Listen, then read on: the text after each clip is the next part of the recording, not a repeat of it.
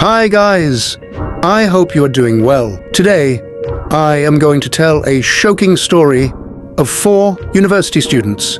If you are a fan of true crime mystery stories, then please like and subscribe to our channel and press the bell icon for all notifications. So before further delay, let's dive into today's story.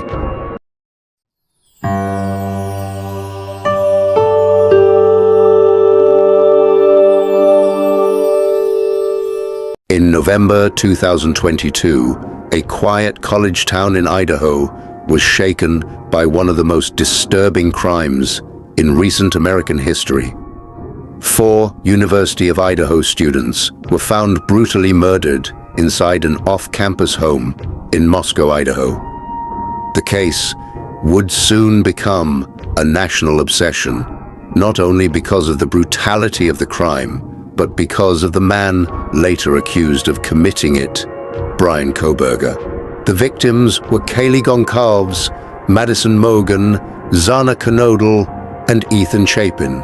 All 4 were students at the University of Idaho, living normal college lives just weeks away from the Thanksgiving break. On the night of November 12th, 2022, the students returned home after social outings. By the following afternoon, all 4 were dead. They had been stabbed multiple times with a large, fixed-blade knife. There were no signs of forced entry. 2 other roommates inside the house were left unharmed, raising immediate questions about how the killer moved through the home and why some lives were spared. The investigation quickly became intense. Local police, state authorities, and the FBI worked around the clock. With no murder weapon recovered and little public evidence, fear spread through the community. Parents pulled students from campus. Residents locked their doors earlier than ever before. For weeks, there was no suspect. Then, in late December 2022, police announced an arrest. Bryan Kohberger, a 28-year-old criminology PhD student at Washington State University, had been taken into custody in Pennsylvania. The news shocked the nation. A man studying criminal behavior was now accused of committing a quadruple homicide.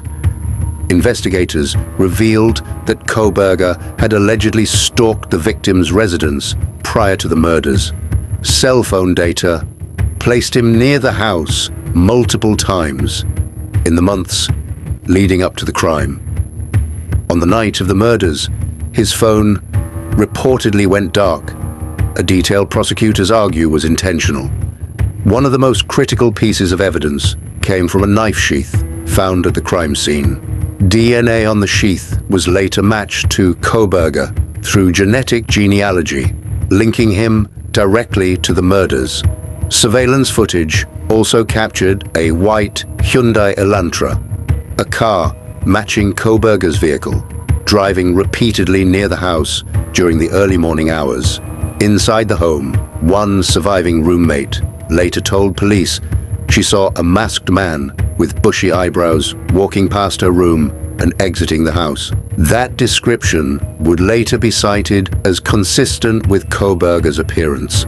Despite the evidence, Kohberger has maintained his innocence. His defense team argues that the case relies heavily on circumstantial evidence and questions the reliability of cell phone data and witness testimony. As of 2025, the legal process continues with motions, hearings, and delays, keeping the case in the public eye. What makes this case especially chilling is the contrast between Kohberger's academic background and the crime itself.